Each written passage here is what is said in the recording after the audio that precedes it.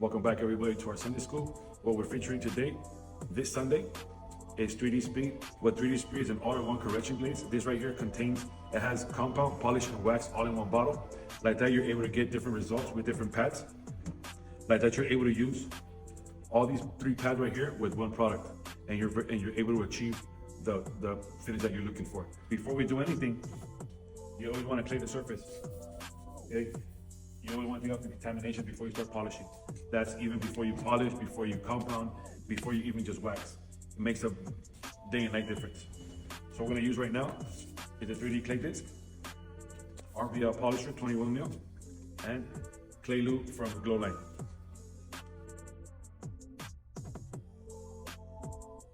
All right, so now that I finished claying it with a 3D disc and I taped it off, we're gonna do these 3 sections right here, and I'm gonna show you the difference of all these 3 pads and how to correct differently using 3D Speed only.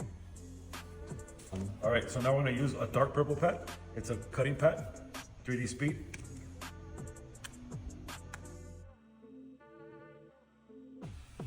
So you guys can see how much I corrected right here compared to this square right here. So I took a lot of imperfections here. I corrected about 80% of the scratches with 3 passes, 1 product, and 1 pad.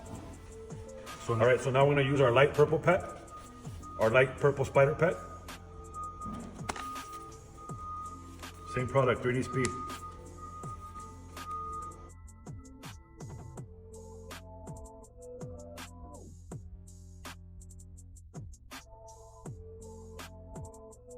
All right, so now that I did 3 passes with the light purple pad, now I'm gonna do the same 3 passes with the black finishing pad.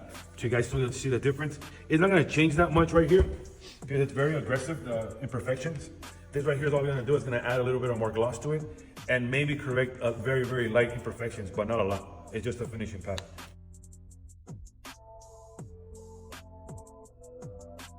All right, so now that I showed you all 3 pads, now I'm gonna use 3D white to show you that I'm not hiding anything. Right, so now that you guys see me do all 3 pads using 3D Speed, this right here, remember, was a heavy cutting pad, a cutting polishing pad, and a finishing application pad. And you see the big difference on all 3 different pads.